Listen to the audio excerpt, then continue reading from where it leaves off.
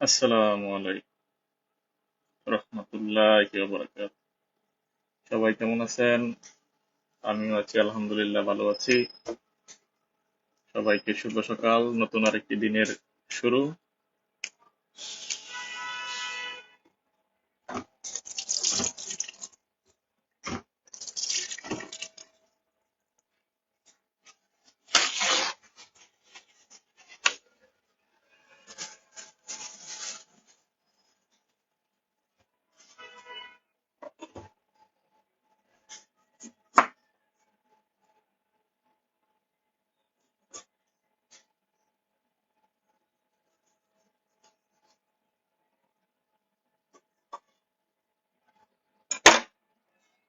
সকালবেলা দিনের শুরুটা এক কাপ চা কফি না হলে, একটু লেবুর পানি না খেলে দিন চলেই না। এটা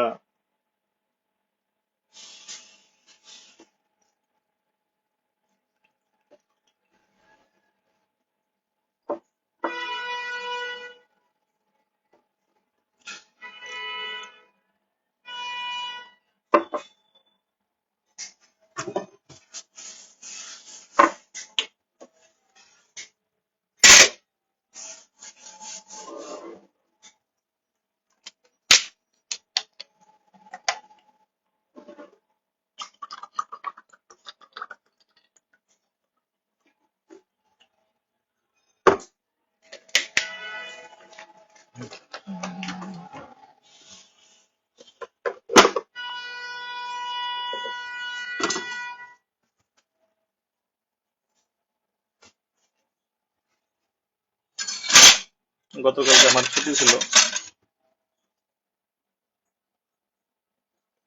তো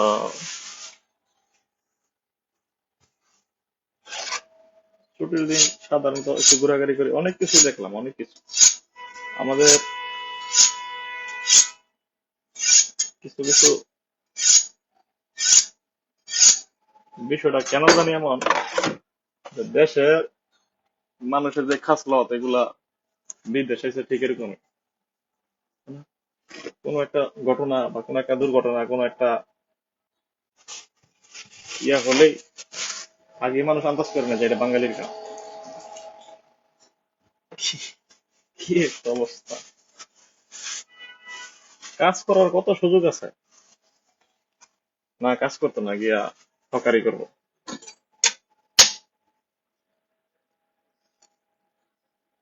মানে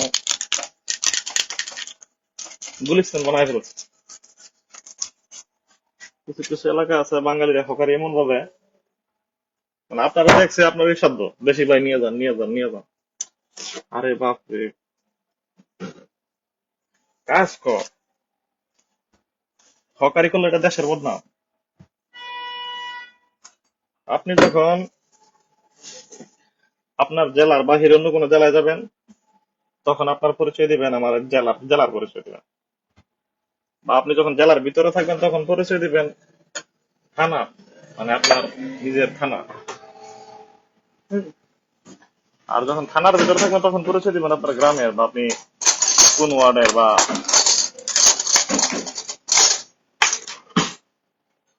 আপনার ভোটার এলাকার। আর যখন দেশের গন্ডি পাড়ায় যাবেন, তখন আপনি নিজেই একটা বাংলাদেশ, কারণ আপনি যখন গাড়ি করবেন নাম হবে যে এটা বাঙালি করছে, অন্য কোনো নাম হবে না, কিন্তু এটা বাঙালি করছে, বাঙালি ভালো না।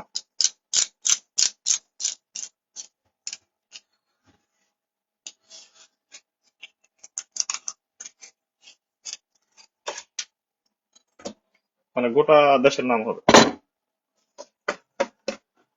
হকারি পেশায় জড়িত ইটালিতে প্রায় 80% বাঙালি। কেটে পাবা, অন্য কোনো কাম নাই। তোরে কি কাটা গেছে দেশের বদনাম, মান সম্মান মারতি। হুম?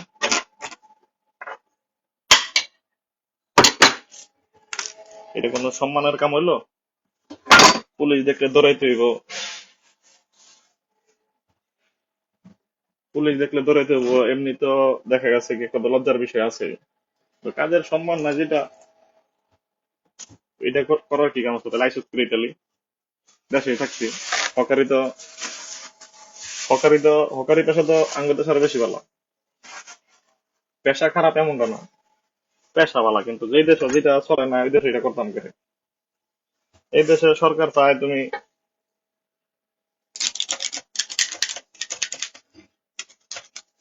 কন্ট্রাক্ট করে বৈধভাবে কাজ করো, কন্ট্রাক্ট করে বৈধভাবে কাজ করো, নিজ বেতন পাও, সরকার করে ট্যাক্স দাও। আর ট্যাক্স তো তুমি দিতে না, ট্যাক্স তুমি যার আন্ডারে কাজ করবা ওই লোক অটোমেটিক সরকারকে তোমার বদলে ট্যাক্স দিয়ে দিবে। আবার ওই ট্যাক্স সরকার তোমার দূর সময়ে, যখন তোমার কাজ থাকবে না, বা যখন তুমি অসুস্থ থাকবা, বা যখন তোমার শেষ বয়স আসবে, তখন সরকার তোমাকে তোমার ওই ট্যাক্স থেকে বাতা দিব, পেনশনের মতো।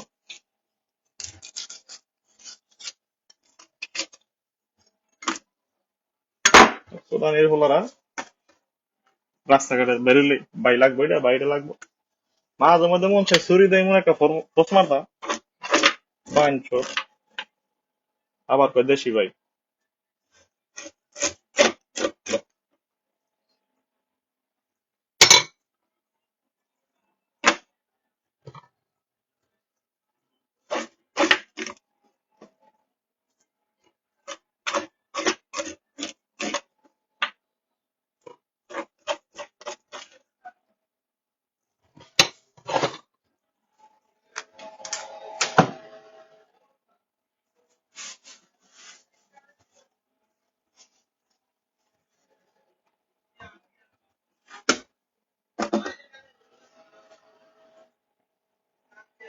এই যে এটা হলো স্পিগলা মাছ। সালমনের মাছ কাটাটা একবার শিখে ফেললে সহজ, সালমনে তন্ন, তন্ন তো আরো সহজ, কিন্তু শুরুতে তন্ন কাটাটা অনেক আমার কাছে অনেক কঠিন লাগতো। মালিকে আসলে ভয়টা তো মালিকে ঢুকাই দেয়, এই দামি মাছ নষ্ট করিস না, সাবধান, এন তেন এটা সেটা। এখন তো তন্ন কাটা এটা একটা সাবজেক্টই না, এই মনে হয় যে যে এখন এক সময় থাকে এটা লাগো। এটা স্পিগলা মাছ, খুব বাঞ্চতি মাছ, দান্যা মাছ আছে না, দান্যা মাছের মতো। সামান্য একটু ছুরি আঁকা বাঁকা হইব, মাছ নষ্ট হয়ে যাবো।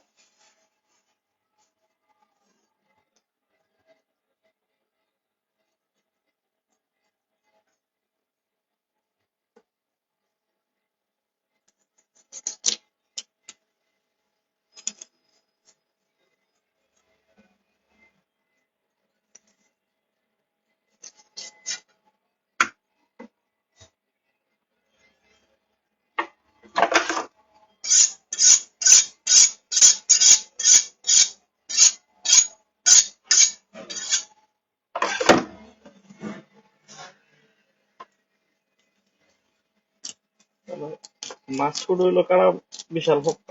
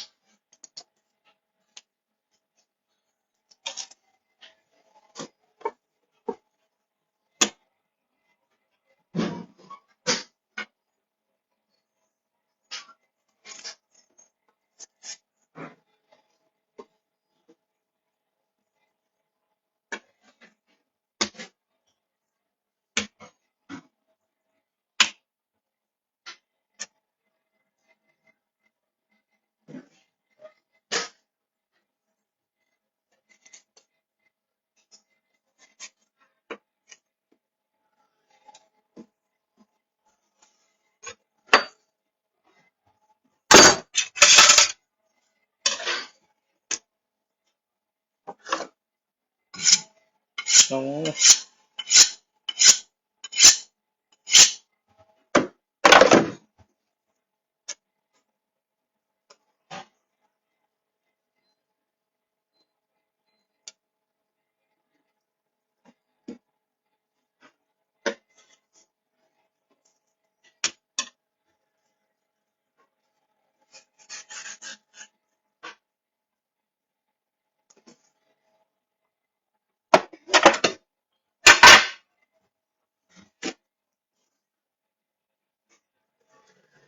এই যে স্প্রেগুলা, এটা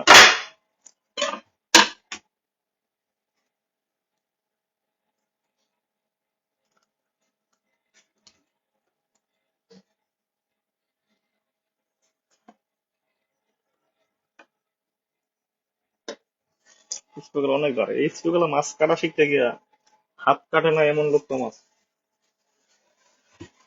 আমার তো সবসময় শরীরের উপরে, তাহলে শরীরগুলো মোটামুটি ভালো দাঁড়ালো। মানে হাত কাটছে মানে একবার ইনজুরি। যদি একটুনি 19-20 হয় তাহলে খবর আছে, মারাত্মক ইনজুরি।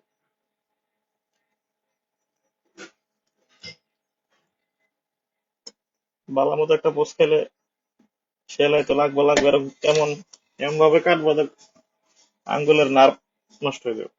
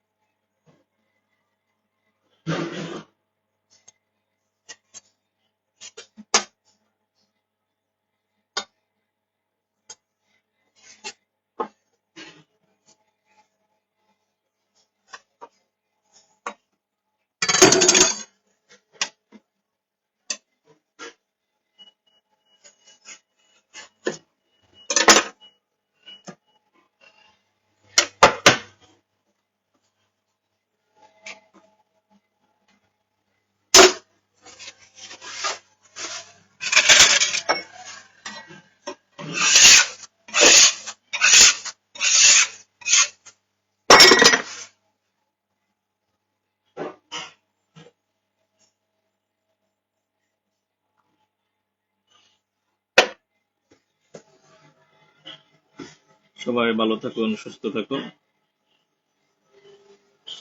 আসসালামু আলাইকুম।